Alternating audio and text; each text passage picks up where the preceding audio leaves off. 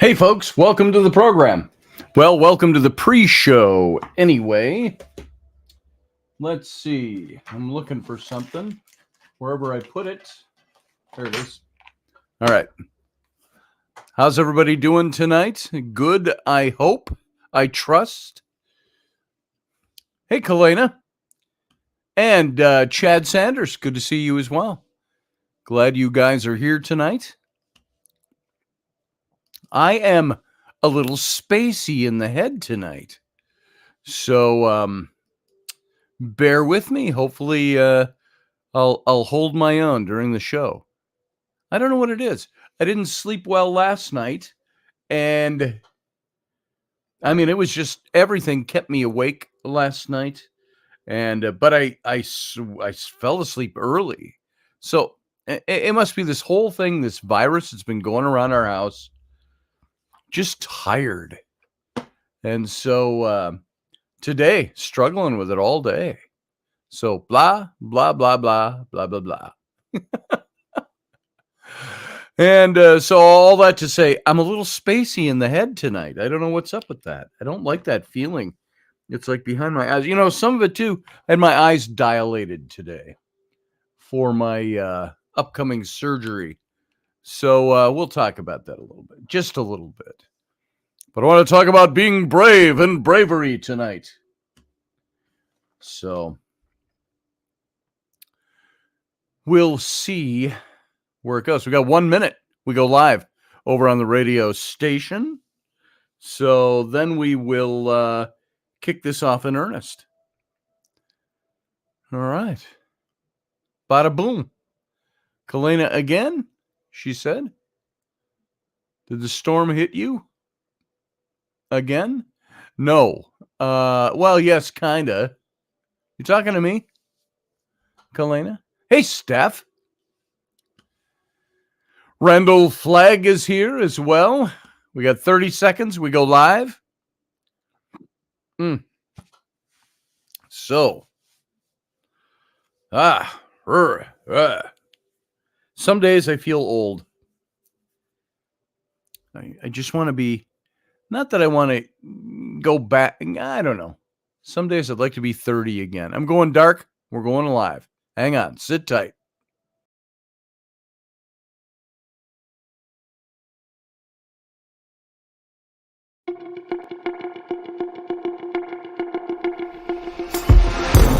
The Intrepid radio program with Scotty Roberts. Intelligent talk.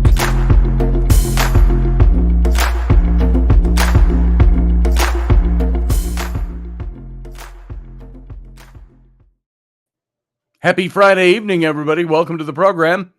I am Scotty Roberts, your host for my show, Intrepid Radio. I want to thank you all for being here and taking your time to come on into the show and spend it with me over here, to listen to whatever hype, drivel, fact, fiction, blah, blah, blah, or blah-diddy, blah, blah that I have to say. And I appreciate that. It means a lot to me.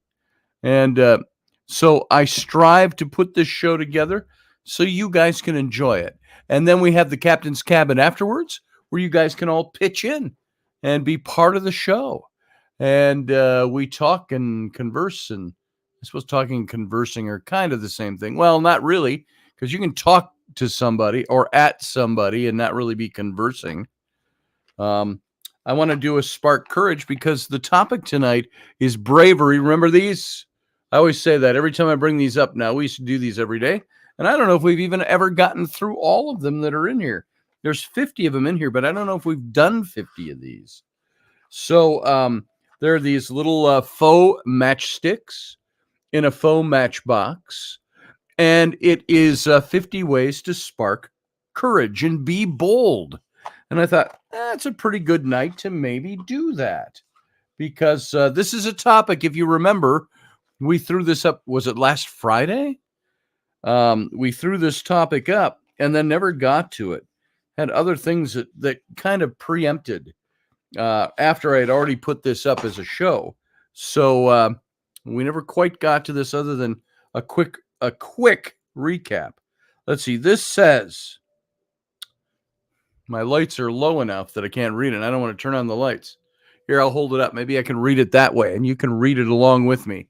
Let me take this banner down so we can see this. I like to leave the banner up so everybody coming in kind of knows what we're talking about. But here you go. What's that say? Somebody read that for me. It says, it's upside down. It says, advocate for yourself and ask for something you want. Oh, I think we've done this one before. We've hit it before. Advocate for yourself and ask for something you want. So, how do you get courageousness and boldness out of that? What is that? What kind of boldness, what kind of courageousness does that spark in you? Come on, somebody, give me an answer. Somebody tell me, what are the things that you would advocate for yourself to put yourself first for a change? What are some of those things? And is it wrong to put yourself first sometimes? Put your own interests forward. Put the things that you're seeking. Don't we, when we say we want a good job and we go interview for that job, don't we want to be recognized? And aren't we putting ourselves first when we say, I want that job, no matter what the goal is? I want to have a job in my field, or I want to be able to take care of my family better, or all the things that go along with getting a job. That's putting ourselves first. How about when we date? Wendy and I talked about that just yesterday. Dating and the things we want. Don't we put our best foot forward?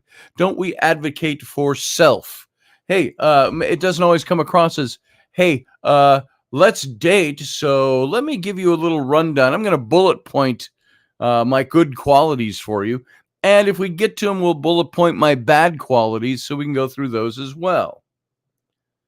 Or do we, so we always advocate for ourselves. I got to use these because they dilated my eyes again today. Even though they did that last week, I had to go meet with the segue. Had to go meet with the eye surgeon today regarding my cataracts. And for all the years I have known about cataracts, not in detail, just know that people get them. I always thought it was something they removed from your eye, which it is. They take something off your eye because there's some kind of buildup or something that's not, it's things they got to take off your eye. All right. They remove your cataracts.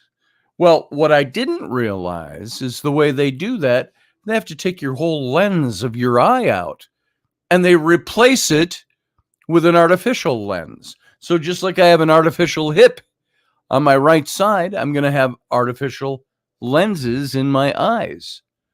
I didn't know that that's what they did. That makes me that makes me a little more nervous about it. Of course, he says there's a 98% success rate in these.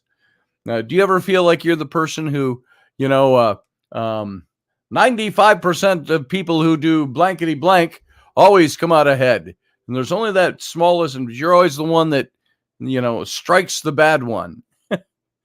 That's the way it's always been for me, it seems. So hopefully it's not going to be a problem. Is it glop they take off your eyes? Something like that, Steph. I know this eye is worse. Look at my eyes. God, I look tired. Part of it is too, what else I find out they do? Part of that process is they look at the lids of my eyes. Not my eyelids, this part with the eyelash, but this up here on both sides. I've noticed the older I get, those are getting heavier. And it's the muscles loose up underneath. And so your eyes, you see some older people, their eyes, they do this. They just sag a little bit. They've got that. So that's part of the process. Once they do the surgery on my eyes, they're going to look at that and see if they need to tighten up those muscles. It's plastic surgery, I guess.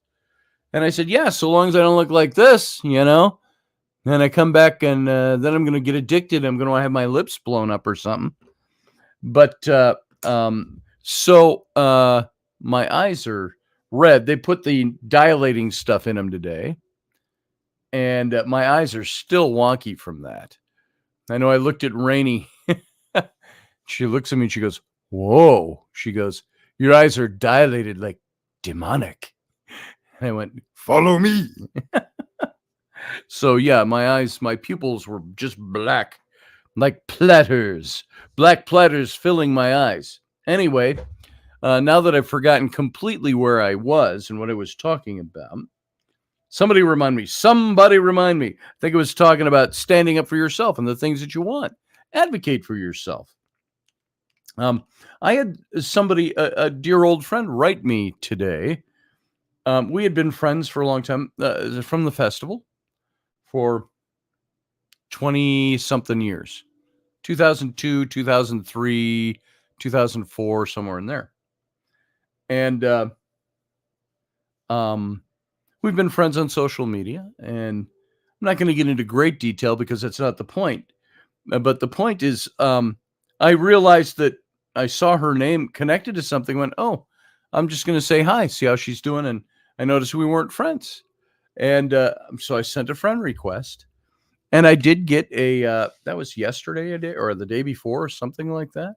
And I got a voice message back that was, you could say it was very loving, because somebody who doesn't love you and care about you doesn't go into this kind of stuff.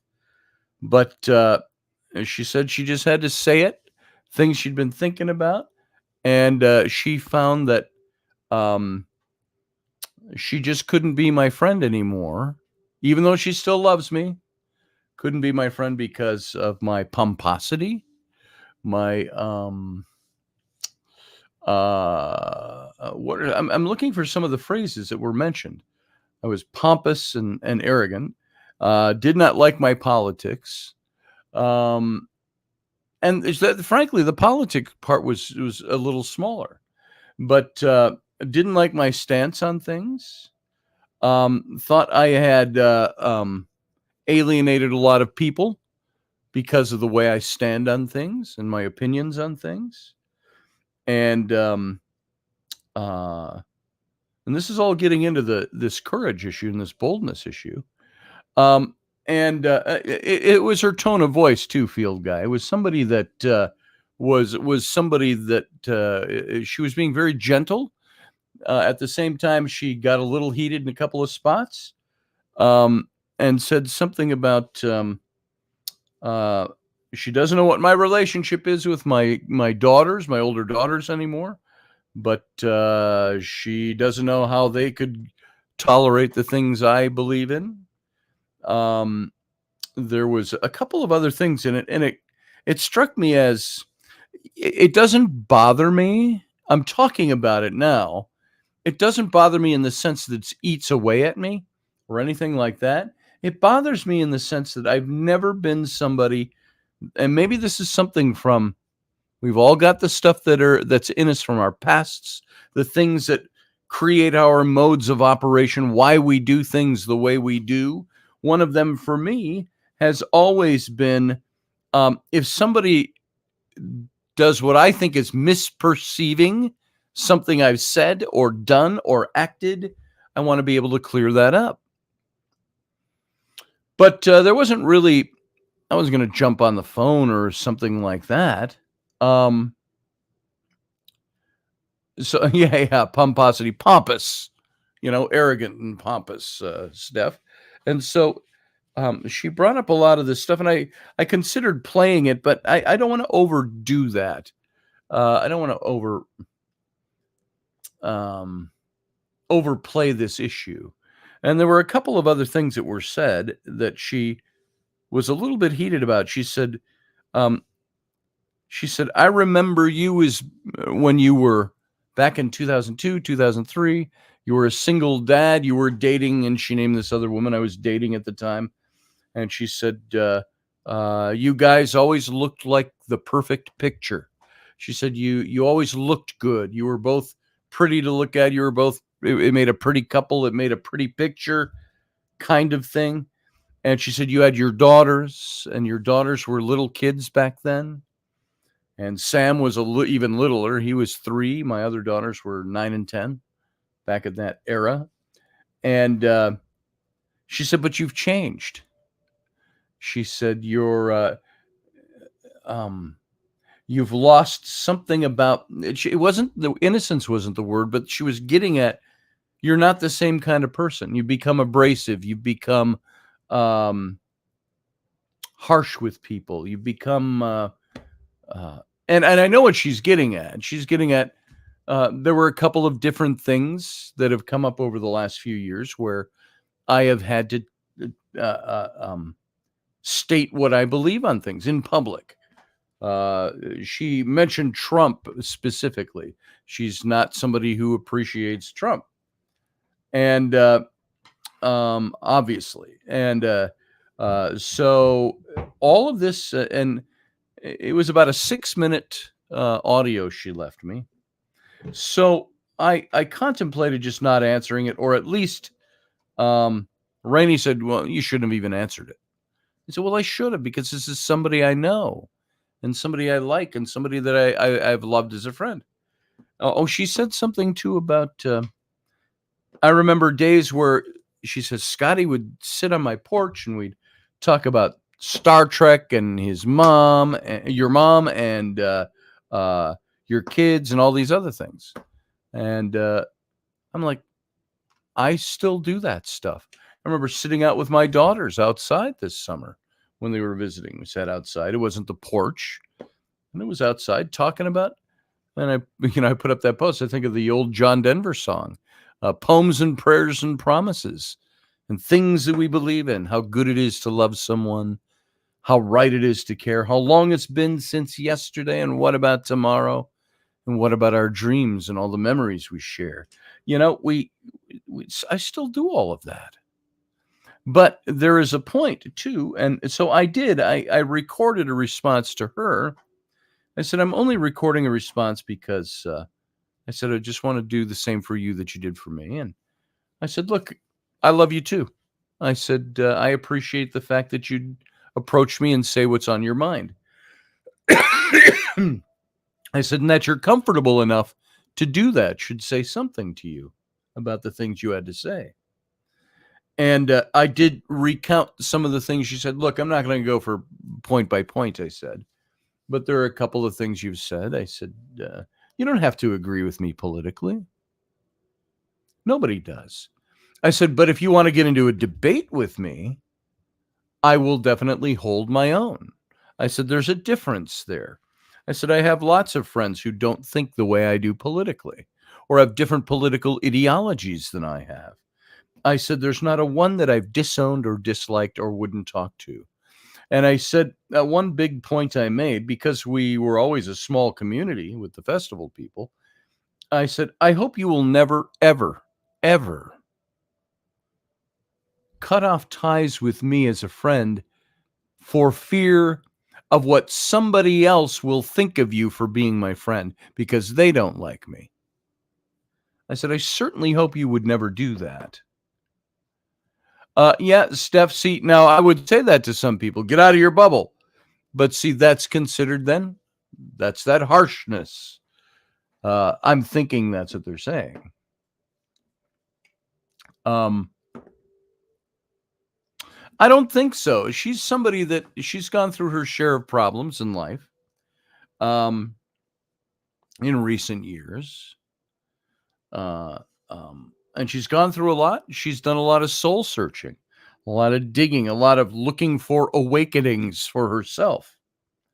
And I told her, I said, where you and I might differ is, I said, I certainly do not go for wokeness, but I do go for awakeness.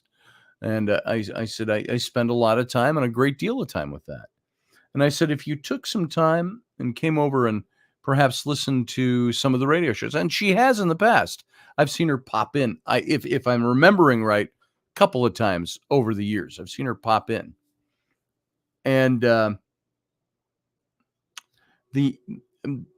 told her, like I've told all of you, this show is not just topic driven, where I talk about topics and things and stuff from history and politics. I don't do a lot of politics. I'm just vehement about the politics I do talk about, so they stand out. Sciences, and then getting into the personal stuff like tonight. Courage. bravery, relationships, all of that stuff. I say I talk about a lot of things, but primarily this show is my journal. It's my life. There's a lot of things I talk about on this show that express either who I am or what I desire to be or want to be or have goals to become or things that we can do to better ourselves. And if I'm looking to better myself, I like to share that with everybody and say these are things maybe all of us can look into. So that's kind of the way I do things. Field guy says politics. I'm sorry, I got to put on my eyes are still wonky, like I said. Politics is a reason I don't speak much to my dad. Well, one of the many reasons. And yeah, politics is tricky. I've got friends who disagree with me politically, but we've never let it reach a point where it is one of, oh, I just can't believe that you are that way. I just can't talk to you anymore. I can't be your friend. Love you, but can't be your friend. I don't like that stuff. So I left a message back to her on that stuff. And I said, look, I still love you. I said, anytime you want to talk, we can talk. So, boom.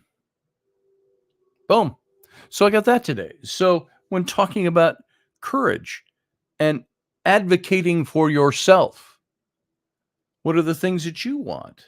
I want to be understood. I want to be clear, speak with clarity. I want people to know. Another thing she said, it was almost like she was interpreting my striving to say the right things and be right about things, that I was being arrogant. And I see it as me. I said in my answer back, something I've said here before. I said, if I was to found a political party, it would be the Common Sense Party. I said, I think I'm probably a lot less uber to the right than you think, and I'm probably a lot less uber to the left than others might think, or vice versa, right in the middle. I said, I like to deal in common sense. And I didn't talk defending my positions on Trump or anything like that. I just said, you don't have to like who I voted for. But if you're going to use that to end a friendship, I said, I've only had one other person that's done that. And she said, there's lots of friends of mine that don't talk to me anymore because of my stance on things. Now, my stance on things, I don't go out.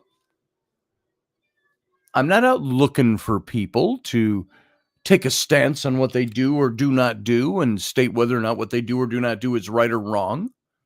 The only things I can think of are two things. Number one, politics and Trump. That's one. And the other was my friend, Carr, who had been accused of rape. And a lot of the people out at the festival were all jumped on that Me Too bandwagon and wanted to see his head. And 98% of those people didn't even know who he was other than by name. And so I said, I said, there might be an example of some of that when you look at Carr. We both know Carr. I said, I stood up for him. And I said, whenever anybody in public on that festival site wanted to deride him or degrade him, or they would call him a rapist, they would call me a rapist supporter. These are the monikers I got. Some people would just tuck their tail and run. I didn't. I would listen to that crap and I'd call them on it. I'd say, that is the most bullshittiest bullshit I have ever heard. I said, you don't even know this man. Well, you don't either. I said, well, I've known him for 30 years. I said, I know something about him. And that's where not really conversations. And everybody thinks they're doing mic drops on me. Well, what about this and this and mic drop? And everybody around in the chat room there is clapping, applauding them. And I say, what are you all applauding for? I said, you're applauding for not viewing a man as innocent when you don't know if he did something or not. I said, I know more inside information on this stuff than you do that I'm not allowed to talk about. I said, I'm just telling you, you are prejudging somebody. And, and I didn't get into all that with her. I just said, this is the kind of stuff that's the only times I can think that people don't like me is because I didn't go along with the Me Too thing. I had somebody else who was a friend. He was an old roommate, but we weren't close anymore. But He said, I know a lot of women out here at the festival that used to go to you for advice, but they'll never talk to you ever again because of your stance on this. And I said, what? I said, I haven't had anybody approach me on that. Nobody's talked to me. And I said, so people jump on these bandwagons, and if you don't open your mouth, you just let it go by. What did Edmund Burke say? He said, the only thing that is necessary for evil is for good men to do nothing. So I took it on myself a long time ago to not just keep my mouth closed. And my own daughters have said, well, you berate people. Well, no, I don't. The only time they may have ever seen me berate somebody is when that person is either berating me in public or somebody else I'm talking to in public. And I've called some people stupid. I just get tired of it. After a while, the same people will go, that's just really a stupid thing to believe. That's stupid. Well, you can't say that. Yeah, I can. Let me ask all of you listening. Can you think of anybody in your life that you would look at and you'd go, wow. If I had the chance to tell them, I'd tell them that was stupid. That was a stupid thing you did. We all know what stupid is. Stupid is as stupid does. And when somebody says something to me politically that is outright stupid, there are sometimes I feel obligated to say, dude, that's just stupid. You got to stop. That's stupid. You got to start using your brain. Now, these are the kinds of things I say that have been told that I berate people. And I don't do that all that often. So all of that, being courageous, being brave, what's it got to do with that? It means, why can anybody say whatever they want, but the minute you retort or come back or try to say, no, that's not the way that is, you are labeled as a person that is either causing trouble or berating or not accepting somebody. I've told you a couple of times, I mentioned that very good friend of mine who said the Constitution ought to be thrown out. And I came back and said, oh, do you really understand what you're saying? Do you know what this country would be like if we didn't have a Constitution? And that person didn't want to talk with me. She says, Scotty, I love you, but I don't want to talk about this stuff with you.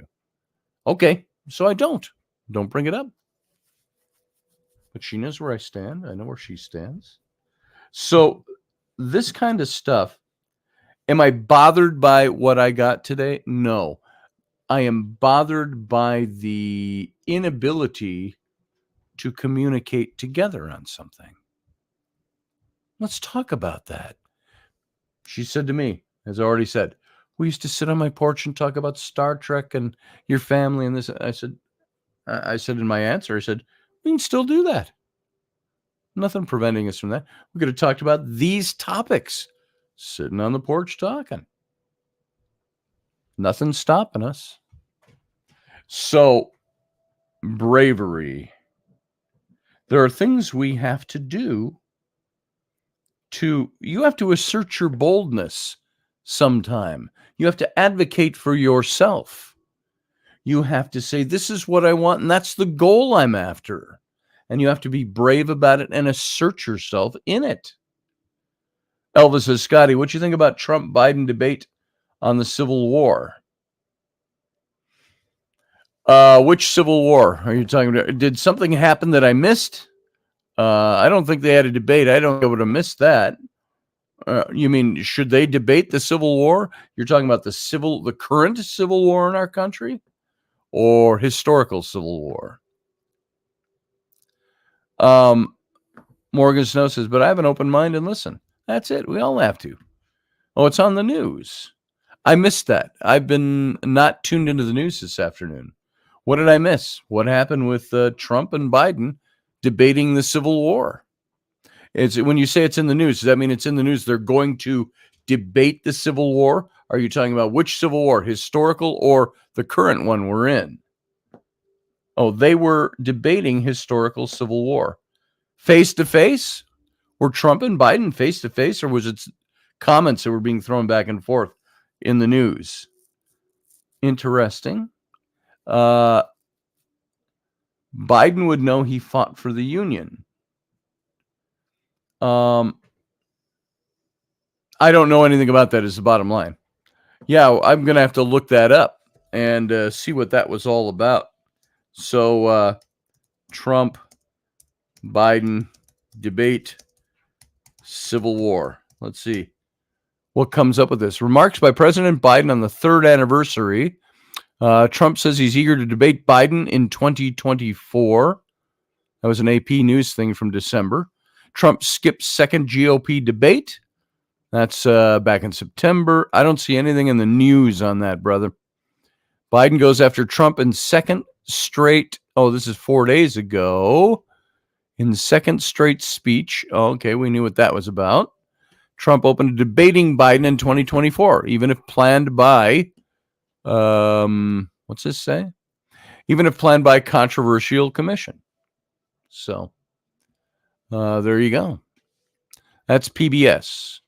Former President Donald Trump says he's eager to debate President Joe Biden, even if the debates are sponsored by the nonpartisan Commission on Presidential Debates. And he says he's open to debating a single Republican rival if a serious challenger emerges after the New Hampshire primary. Okay. Yeah, I'd like to see a Biden-Trump debate. Just a question for everybody. Politics for the night. One question. Do you think Biden will ever agree to debate Trump? It's a good question, isn't it? So, yeah, Matthew, I wasn't questioning when the Civil War took place. I just didn't know if Elvis meant, were they talking about the historical Civil War from the 19th century or the Civil War in our country right now that's going on of politic. And so there you go. So no, says Clinton. Yeah, I agree. Never. It's never going to happen. Biden people would decline. They're already trying to find ways to keep Biden from being on the campaign trail, trying to revive COVID or new strains that will get people to stay in, and then you'd all have to vote via mail again. They're trying to get that to happen because it's the only way they won last time. And so this stuff is all messy. It's getting messy. I would like to see just a straightforward thing. So, watch. I'll get nailed now from YouTube because I mentioned that. So we'll move away from that. So, YouTube, I wasn't talking about it. I wasn't disseminating misinformation. Jesus. All right. So, see, and these are the things that I'm told that I'm pompous because I have an opinion on it. Well, I believe a certain thing. Anybody who comes out and strongly, confidently says that they believe something, anybody from the other side of the aisle of whatever that given issue might be is going to tell you you're pompous or arrogant. So I think that my friend who said what she said and said she said it lovingly, I think she's contradicting herself. And if you're listening to the show tonight by any chance, because I asked you to, doesn't mean you will, but if you are, that's contradictory. So, moving on from that, what are these things about bravery? What are the things you're supposed to do? I have a bunch of stuff here. I've had more stuff even than if I had started from minute one talking about tonight's topic, straight without getting into anything else, I wouldn't have had time for all of this. I'm already aware of that. But I've got several lists of things here. And I like these lists, but I want to ask you guys to think about some things. I'll look that up, Elvis. I will. Maybe before the captain's cabin. So I want to look at a couple of things here.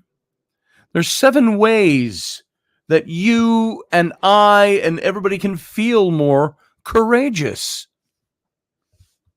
Is courageousness or boldness or confidence, who's going to interpret that as pomposity? Does that happen? Pompousness or arrogance. What are the things that we do or say or believe that lead people to think that? And if you're like most people, you probably equate courage with fearlessness. But that's really a faulty interpretation. In fact, courage is taking action in spite of the fear that you feel. Courage is the willingness to respond fearlessly despite the anxiety, the worry that might be tugging at you because you're going to do it or say something that somebody won't like or act in a way that somebody won't agree with. In fact, one of the best ways to be courageous is to understand what you're afraid of and then refuse to allow that fear to paralyze you and keep you from moving. You know, when I was a lot younger, I did a lot of that. I had a lot of things that were said to me, and I would just roll over. I was too afraid to open my mouth. As my mom would say, that guy wouldn't, how did she say it? That guy wouldn't open his mouth or wouldn't say shit if his mouth were full of it. Something like that. And so that's the way I was. I was very easily a doormat. And I started, once I realized that, at first I overcompensated for that. And I could be harsh, but I wasn't going to be anybody's doormat. I wasn't going to get walked on. I was tired of being walked on. That came from abuses as a child into stuff as an adult that I don't know why I let people do what they did. And I did. And I said, I need to get over this. And I decided I would no longer be that way. I'm no longer a slave to fear, as the song says. So you can't let your fear paralyze you, because if you let it, fear has the power to stop you from moving forward. It stops you from taking risks and making the most of your opportunities. Meanwhile, being courageous allows you to take chances, to pursue your dreams, to get what you want out of life, or at least to pursue them. Could I honestly say I have everything out of life I want? No. A lot of my goals just haven't happened the way I've wanted them to. It's because I haven't pursued them the right way? No. It just hasn't happened. And I'm still working on things. I have disappointments. I have regrets, maybe a little bit, but the things that keep you from moving forward. But if you've been struggling with fear and you want to feel more courageous in your life, there's a number of ways that you can exercise your courage muscles. Put some meat on. Make the most out of every situation that you come into. And this is an overview of some things that I think that you need to know about courage, as well as tips on how to make sure you're living a life filled with bravery. So, strategic things to being brave. First of all, what are the benefits of courage? Let me ask you that. What are the benefits of courage? Being more courageous in your life is going to help you respond appropriately to risks and to accomplish positive things in your life. But it takes work to move beyond your fears. I had to do that. I struggled with that for years in my life. In fact, being courageous is about thinking. It's thinking things through. It's examining the risks and the rewards. It's acting in spite of the fear that inevitably sets in. What's more, courage gives you the power to chase after the things that are important to you. It bolsters your self-confidence. It allows you to believe in your abilities. And it's important that you realize that courage isn't the absence of fear. Haven't we heard that over and over again? That theme. Courage is not the absence of fear. In fact, feeling fearful is healthy because it causes you to slow down and evaluate risks properly. Never beat yourself up or assume that you're not courageous if you feel fearful. To be courageous means that you're able to act in spite of feeling fearful. And additionally, the more you're able to face your fears, the more you're going to be able to replace your fear-based response with a courageous one. Here's some other benefits of courage I've got here. Being courageous in the midst of fear can build your self-confidence. That's what I had to work on. I had to build my confidence up. What some people might interpret in me as intimidating, I was told today when I was talking to one of my daughters about the Dad, you can be intimidating sometimes. Well, I don't try to intimidate, but I have worked so hard to build up my confidence that sometimes if you're just confident, you could bowl somebody over and they could think you're intimidating. What if you meet somebody, whatever given circumstance in work or something, you meet them and they go, "Hey, this is Scotty Roberts," and you go, "Hey, I'm Scotty. It's good to meet you. Hey, I really like what you're working on here. What can I do to help you? Is there anything I can bring to the table? Is there any blah blah blah?" I'm just making up responses at the top of my head. You do that and you talk that way, you can sometimes intimidate people. I have taken on an air of I speak loudly when I speak sometimes. I answer the phone here at home. If any of you've called me, I go, "Good morning, Scotty Roberts." And somebody says, "Yes, I am so-and-so from so-and-so." And I go, "What can I do for you today? What do you need? What do you need?" I'll say with a little humor in my voice. I'm constantly working at ways to bolster my self-confidence and to put out the aura that I don't take bullshit, but I'm open to listen to you. I'm open to talk to. I'm fun.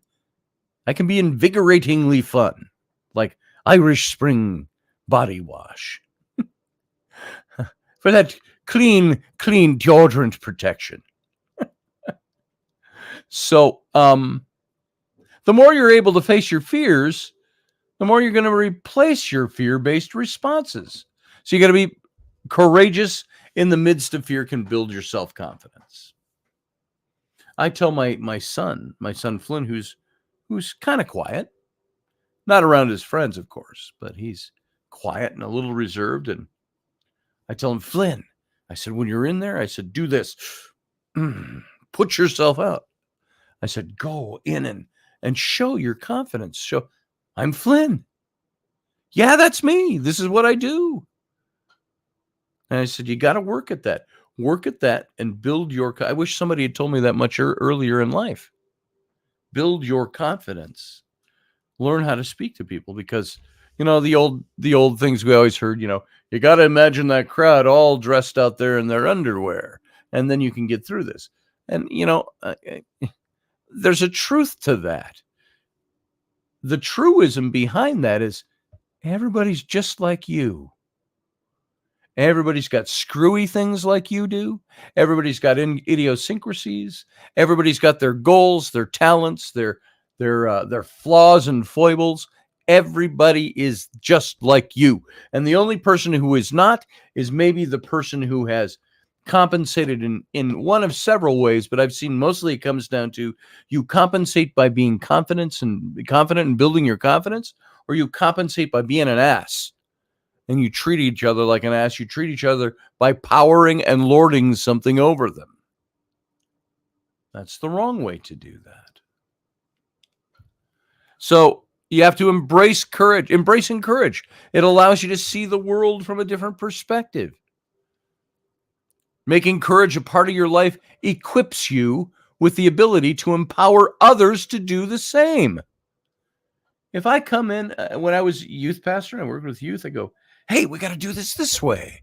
This silly example, we were putting on a musical for the church once with the youth. And we were delivering lines and stuff I had written and stuff and all this. And I said, no. I said, "You're delivering that line wrong." I said, "You got to deliver it with this. You got to be bold about this. You got to say what you're going to say." And this is what we have to do in daily life. The performance, your performance at work, your performance at home, your performance in everything you do, to take on, not putting on airs, but taking on an air of confidence. And when you do that, that empowers others to do the same with you. You choose to step out of your comfort zone and be more courageous. That makes you a more well-rounded person, and it broadens the experience that you have in your life. Being courageous makes you more successful as a person, because you're more likely to pursue your dreams, seize opportunities as they present themselves. And embracing courage and incorporating it into your life is going to increase your sense of happiness. You'll be happier. You know, I haven't made it to all my goals. I still struggle with a lot of things in life. And on top of that, I'm getting older. I had wanted to reach a level of success and sit back on my laurels as a younger man. I didn't want to get old before I could enjoy it and then be too old to enjoy it. Wanted to do that younger. Well, it didn't happen. I strived. But overall, I'm a fairly happy person. I got my complaints. I got my woes. I got my pissy and vinegary moments. But for the most part, I'm pretty happy and pretty above board positive because I work at being confident. How do you feel more courageous? How do you do that? How do you make that feeling come? Because being fearful is a powerful force that can lead to stagnation. In fact, if fear is not viewed correctly, it can prevent you from achieving your goals and pursuing your opportunities. Consequently, there's a lot of people who allow fear to keep them stuck in their comfort zone. Get that? Stuck in your comfort zone, not your discomfort zone. Stuck in your comfort zone rather than flexing your courage muscles and trying something new in spite of the risks. Rainey wants me to do tattooing. I want to do tattooing. I don't have time to do tattooing yet. Tiny bit by tiny bit, I'm trying to learn this. It's not because I don't want to learn it. Am I stuck in my comfort zone? No. Stuck in the zone I need to be stuck in order to survive. Keep the money flow coming and pay the bills. So the tattooing doesn't get done as quickly. So if any of this sounds like your life, you may want to delve a little deeper and determine the areas of your life that you could be more courageous. Step outedness. Get out of it. Get out there. This is where that whole 20 years from now, you'll regret more of the things you didn't do than the things you did do. So cast off the bow lines. Sail away from the safe harbor, your comfort zone. Set your sails to the trade winds. Explore, dream, and discover. If you need to go after that promotion at work, rather than just hoping they notice you work hard, maybe it takes courage to push that. Do you feel like you should speak up the next time the office bully is putting somebody down? Do you have office bullies? There's probably countless areas in your life where you can be a little more courageous. But I've got some ways to help embrace that courage and implement it. Number one, you have to maintain a healthy perspective. It sounds so psychobabbly and cliche, but too many times people assume that you're either born courageous or you've got that personality gene or you're not. While it's true that some people could be more predisposed to displaying courage, that doesn't mean that it's all lost for you. In fact, it's best to view courage as a muscle.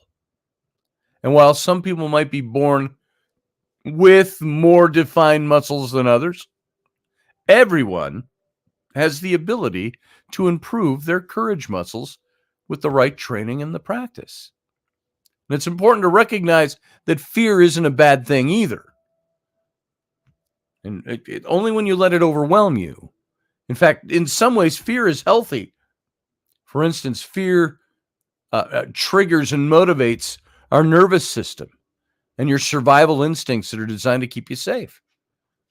And for this reason, you might feel fearful when approached by a stranger in a dark alley, or you might feel fearful during a tornado. Those are instinctual things. So instead of assuming that being fearful is a bad thing, look at it as an opportunity to learn more about who you are, why you might be afraid, or less than thrilled about stepping out of your comfort zone. You might find out that if you take the time to name your fear and understand why it's there, that you're going to uncover a better idea of how to overcome it or be courageous in spite of it. in spite of my fear. I thumb my nose at my fears.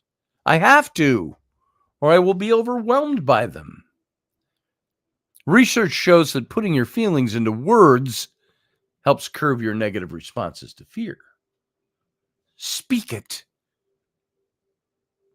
Speak the truth. Lord of the Rings fans, speak friend and enter. So voicing your fears doesn't make you weak, it makes you brave. It's not easy to acknowledge where you're vulnerable, right? So if you're able to acknowledge your fears, you're one step closer to being courageous. Consequently, rather than minimizing your fear or denying that it exists, recognize what is holding you back by acknowledging your fear. Either by writing it down, sharing it with a supportive person, you're empowering yourself to be courageous in spite of feeling fearful. There was a tarot card, the devil card, that I always had this message. You lay the devil card, people go, oh, it's the devil card, oh no. And I go, no, all this means is face your demons and they will flee from you. Face your fears and they will dissipate. I think that's a biblical principle. I'm trying to think of the verse that says, if you face the devil, he will flee. I think that's how it's worded. Face him down. Don't be stupid about it, but face him down. Then you have to identify your strengths. When it comes to living a life filled with courage, it helps to begin by identifying what you're good at, as well as where you've been successful. Like Mike Rowe once said, talking about, he says, this philosophy that says, you can do whatever you want to do. Just put your nose. He says, that's not true. He says, what if what you want to do is kind of dumb and you suck at it? You may never get good at it. These are things we have to look at. We have to be resilient about it. Knowing what you're good at helps you boost your confidence, which makes it more likely that you're going to take risks and that you'll be courageous. Likewise, when you are confident in your abilities, you're much more willing to go all in when the opportunity presents itself. And when you're struggling with fear and you want to incorporate more courage in your life, it's natural to focus on your shortcomings and your weaknesses. But in doing this, it just makes it less likely that you'll feel courageous. But for this reason, it's important to think about what you're good at as a way to build your confidence, your courage.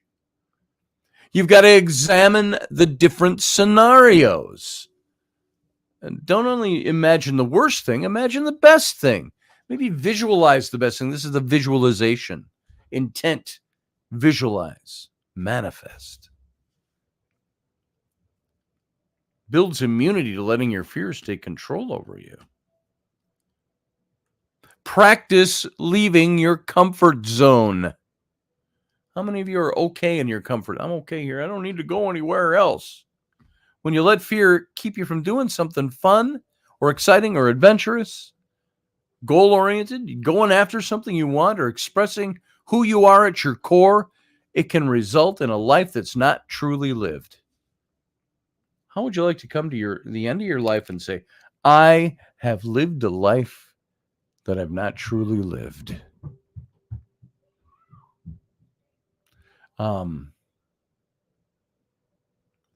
What's the paraphrase of Ralph Waldo Emerson?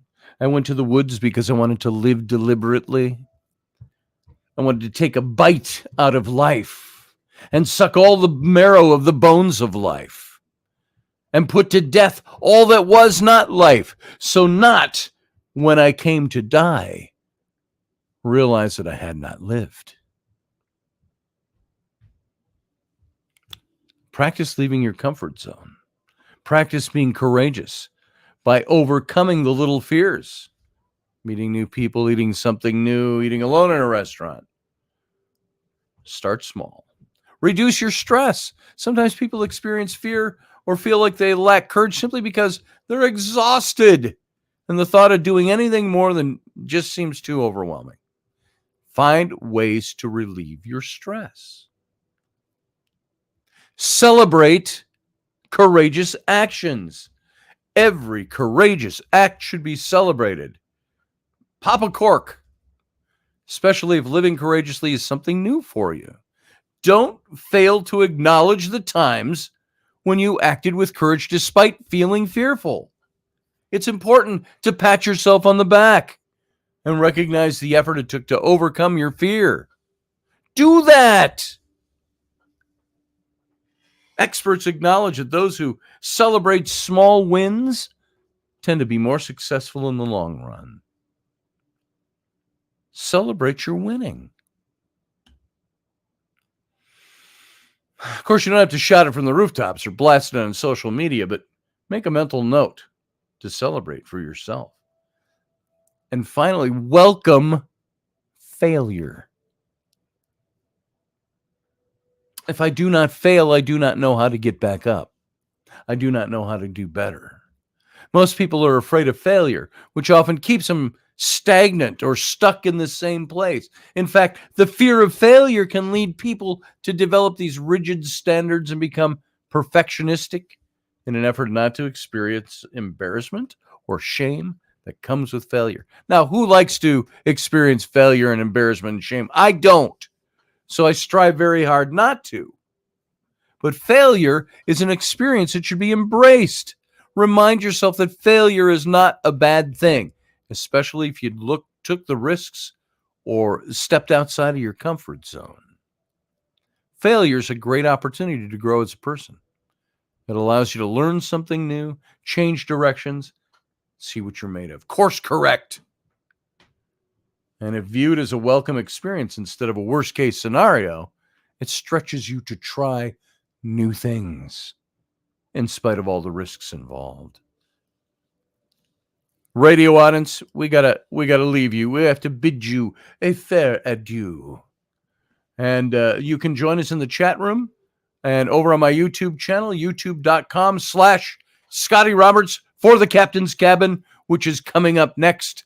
So all of you over on the radio station, live long and prosper. Join us every weeknight at 9 p.m. Central Standard Time, 10 p.m. Eastern. The Intrepid Radio Program, a Scotty Roberts Productions broadcast.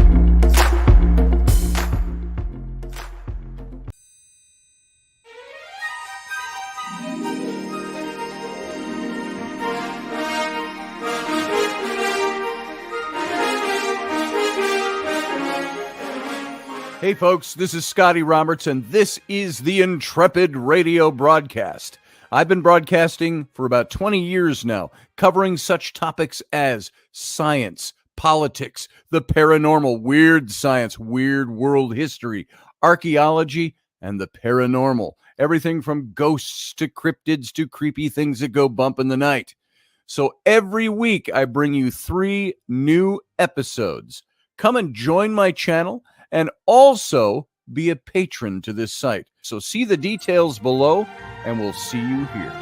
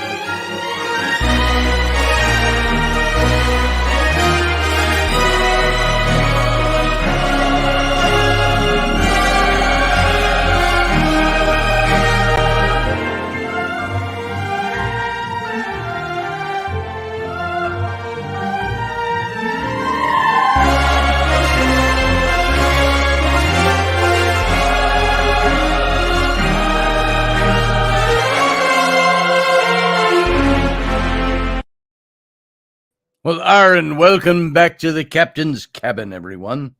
Good night, Barbie D. I saw that you took your leave during the break there, and thanks for being here tonight. And everybody, thanks for being here tonight. Now, how's the signal right now, by the way? I see my wireless signal is way down. And I don't know why the wireless is, because I'm plugged in. So my signal is, I'm hot wired in. So I'm not quite sure why the wireless is even showing up. But there you go. So I hope we're coming across okay. Everybody that's here, 5x5, says Elderberry. That's good. So Elderberry, greetings, and Steph, good to see you. And Matthew Sainsbury, good to see you. Barbie D, who is now gone, good to see you as well. And Field Guy is here tonight. And Elderberry, I don't know if I said Elderberry yet. Randall Flagg, Lewis Boyce, good to see you, brother. Oh, he had to go already, too. Darn it. Elvis is here. Field Guy, I think I said, and I'm going backwards here in time. Blah, blah, blah, blah, blah. Michelle Canham Free is here. Project Skyfalls is here. Good to see you in the chat room. And Claudette is here. Good to see you, Claudette. Barbie D says, I was born with more of everything than normal people, Scotty. Well, Barbie D, that's good to know, now that you're gone for the night. But I'm glad you were. And let's see. Steph, I believe I said hello to Steph Cuervo Queen. Morgan Snow is here. Still is, I hope. And still going backwards in the chat room to see who all made it in tonight. Randall Flagg. Kalina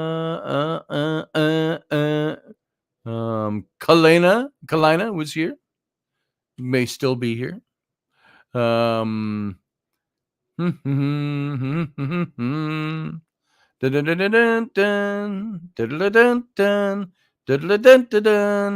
just going through, just seeing a lot of the same names over and over again. Conversation going on, folks. If you listen to this show and you don't join the chat room, you're missing out on 50% of what goes on here. So you need to come over, join the chat room, see what's going on. Boom. So, yeah, I had my eyes retested today. So we're going to get the cataract thing done. And, you know, the more I say that, the more I realize how old I'm getting, that I'm just not a young pup anymore. You know, it's only been the last couple of years, I think, where I've really started to click in that I'm just not youthful anymore. And mostly because I haven't felt like I was youthful anymore. Last couple of years, like, blah, blah, blah. I'm just tired out easier. And things are going a little haywire here and there with my body and different things with my body. And it's like, okay, when's it's going to get better? Is it just going to be lifting weights? I just got to get back into lifting weights, right? That'll do it. Tighten up, tone up. I do the Nordic track, and I do some chair yoga, but I don't really have a good program going. Need to get that going. Maybe once I have that, maybe by spring, should I live so long, by summer I'll have my beach body back. Maybe I'll feel better. We need to bicycle more. All these things that we do. But when does it catch up? Finally catches up and you go, you know, I look at my dad. My dad turned 85 today. He still goes out on his little bobcat or whatever he's got, and he goes out and he digs up foundations, and he's in his not his yard, his land, and builds a new shop back there. He's got a little thrift store that he has up, antiques and stuff, roadside antiques in Ohio, and he does all that stuff. And he's got, you know, he'll admit, not as young as I used to be. He says, but hey, he says, I'm still doing. He says, I don't sit still.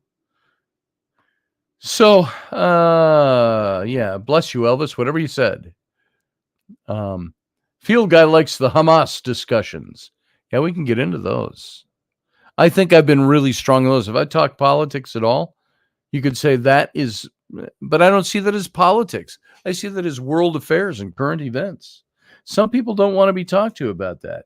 Let's say you talk about Hamas being or a terrorist organization needs to be wiped out, and that you support Israel.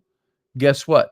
You're going to have people coming back at you for the first time in a long time, telling you that the Jews need to go away, Israel needs to go away, and they'll not support you because of the way the thinking has progressed in our country.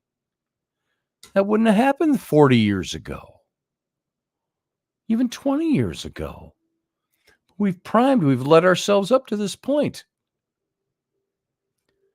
Well, you have to look at, this and that about Israel, and most of that stuff isn't accurate.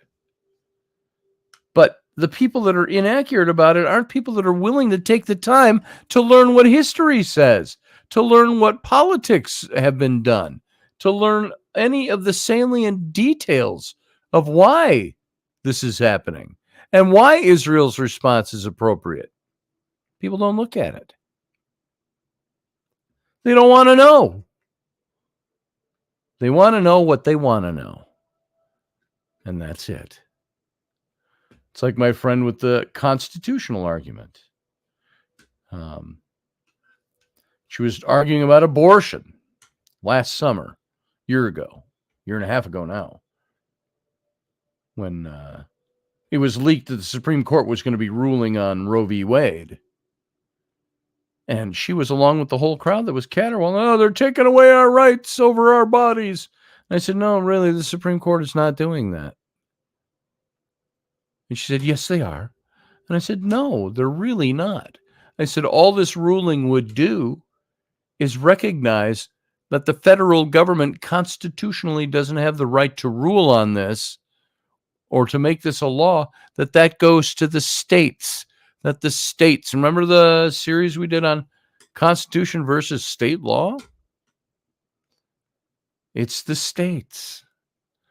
And that the states can each rule any way they want to. Well, that group, that movement doesn't want that. They want the country to come out, the federal government to impose a law that says all states must do this with abortion. When abortion is still an elective surgery. It's not, sometimes it's life-saving. I'm all for it as a life-saving thing. I'm all for it in certain cases. But when I reminded my friend that constitutionally, the Supreme Court isn't ruling against abortion and against women's rights. They're ruling that it's got to go back to the states, and the states have the right to make laws on abortion, not the federal government. Well, I think the Constitution should be done away with, was her response. And I was like, how can you think that? Oh, that's dangerous ground, I said. If you want the Constitution done away with, where do your rights go? Where does the protections of your rights go? Well, I'd rather just have the federal government. Then they complain about, they think Donald Trump's going to be a dictator? Jesus. Some of these people don't know how to think. And those that do don't care because they're striving for a seat in power. They're activists. They're not striving for the truth and for what's right. So, anyway, you know what? The people seem to have the Palestinians that they're saying they're deprived out of their state that was stolen by Israel in 1940. Palestinians didn't have a state, Matthew. There was no state of Palestine. There was no nation. There was no gross national product. There was no nothing. It was a region.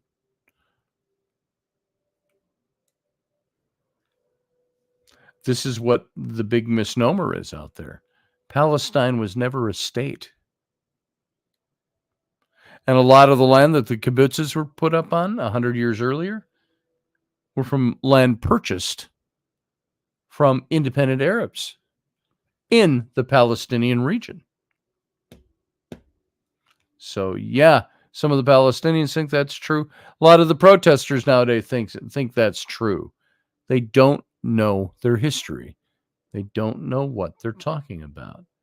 And if I get caustic with anybody, it's because you point it out and you go, look, that's not a correct way to view this. There's a correct way. There's a right way and a wrong way to view this. Nobody wants to be told that they're wrong. They're protesting because it's their cause. Oh, we got a cause. And they don't know what they're talking about.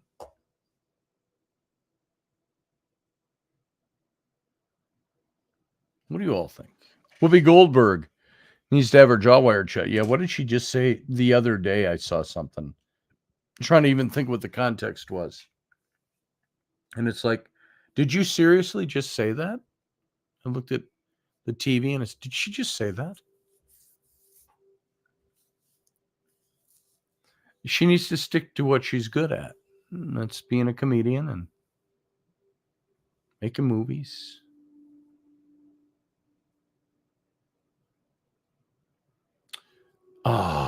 Randall. I know that quote. I feel thin, sort of stretched out like butter scraped over too much bread. Who said that? I know that quote.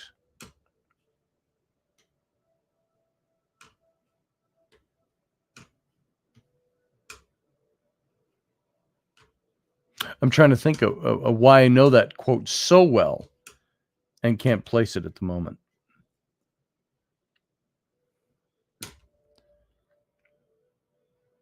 I want to say it's something Star Trek, but did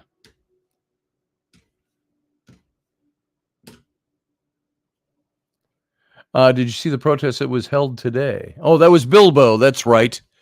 Bilbo. That was my next thing. I was going to say it's probably Lord of the Rings, though. Bilbo. I feel thin. Yeah. Sort of stretched like butter scraped over too much bread.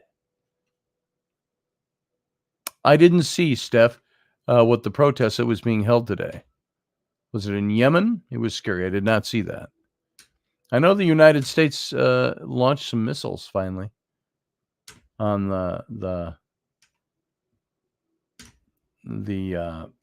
Hotseas. My brain is just gone today. Sorry.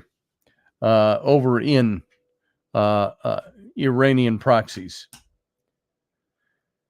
And yesterday or the day before. So I'm going to have to look at that one some more. The protests in Yemen today. See, I'm out of it today. I haven't seen anything today. I haven't paid attention today. The Houthis. There it is. The Houthis. Yeah. Not the hotties.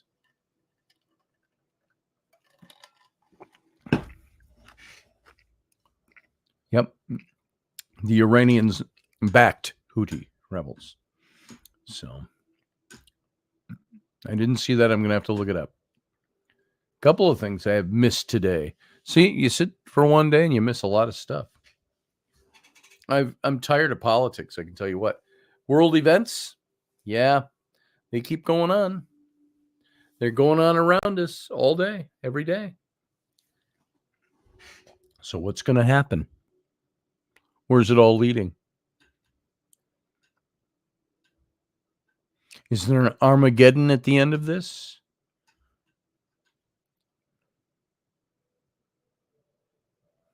Alien sighting, says Morgan Snow. Exactly. A lot of that going on too. Oh, you just sent me a clip, Steph, over on Facebook. I'll have to take a look at that. Oh, I don't know where that is. It's not showing up in my Facebook. Maybe I have to refresh or something. Yeah, maybe I have to refresh. How about that? Nope, I don't see anything. It'll get here.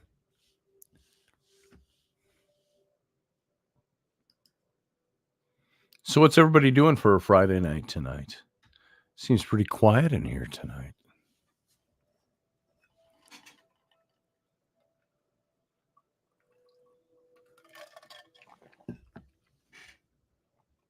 Hmm.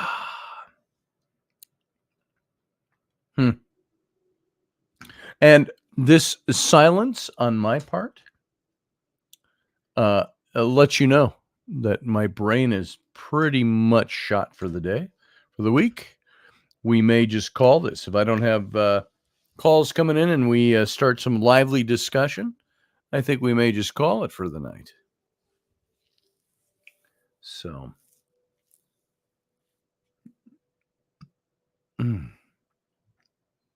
staying in where it's warm, says Claudette. Yeah. Yeah, it's getting cold. We've got that Arctic blast coming down from Canada right now into our area. More rain and snow. The rain turning to ice and snow, of course.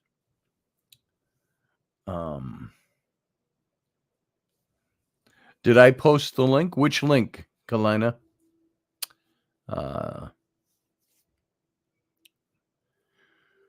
So astrology is pointing, maybe is seeing aliens from the sea. Interesting.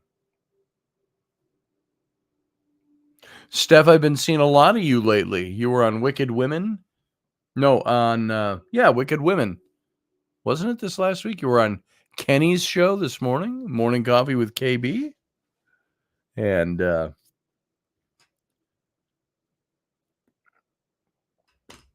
I just want to say, too, be sure to tune in Wendy on Sunday at 4 p.m. Central, 5 p.m. Eastern, 10 p.m. England time for Wicked Women. Steph will be on Wicked Women, I do believe. Is that correct, Steph? Did I hear that right? So, it's still sending? Yeah. Might be a big clip. Or they're disallowing it. So, maybe they don't want it sent. Yeah, it's not here. So, interesting.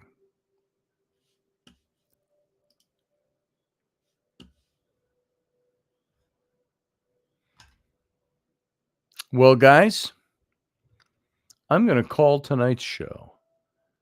I'm done. My brain is done. Tired. Achy. Going to lay down. And if you don't see me on Sunday morning, I probably died in between. Knock on wood, that's not going to happen this weekend. I still have 40 years to go. So,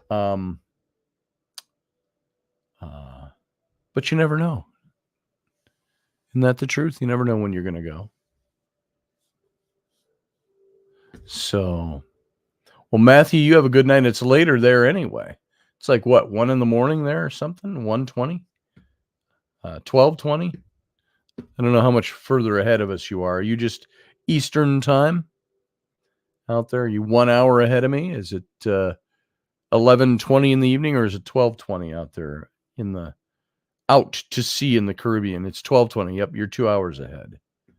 So, thank you, Morgan Snow. I appreciate that. You stay safe too. We're not supposed to get a lot of snow here. I've heard everywhere the weather is all over the place. 1 to 2 inches. Somebody else is saying 5 to 7 inches. The other weather service is saying 1 to 7 inches. It's all in there somewhere. So we could get a lot of snow tonight. But the nice thing is we're already halfway through January.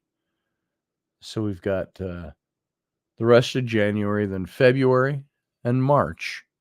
April, it starts to get warm. Spring's coming. We've only got a couple of months of winter.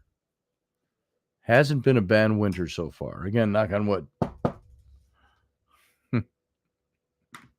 Oh, it may have sent, she said. I'll see if it's here. It's not showing us anything new in here. Nope. It's not showing. Oh, there it is. I see it, Steph. I found it. So here, let's. I'm just. Oh yeah, yeah. It's in Yemen.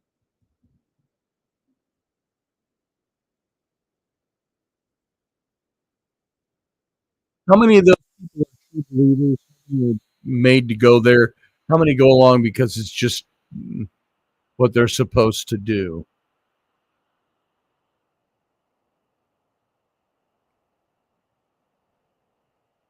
Hmm.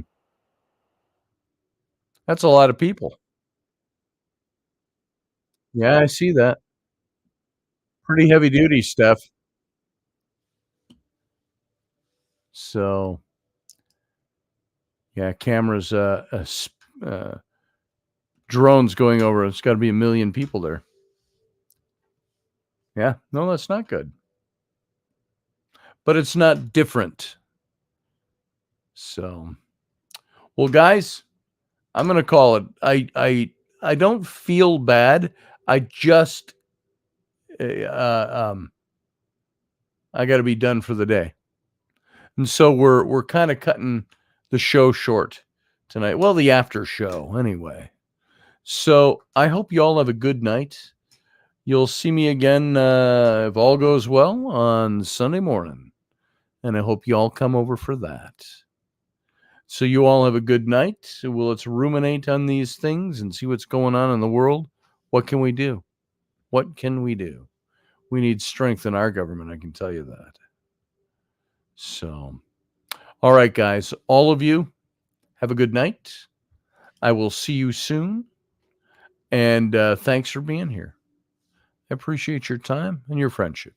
All of you live long and prosper.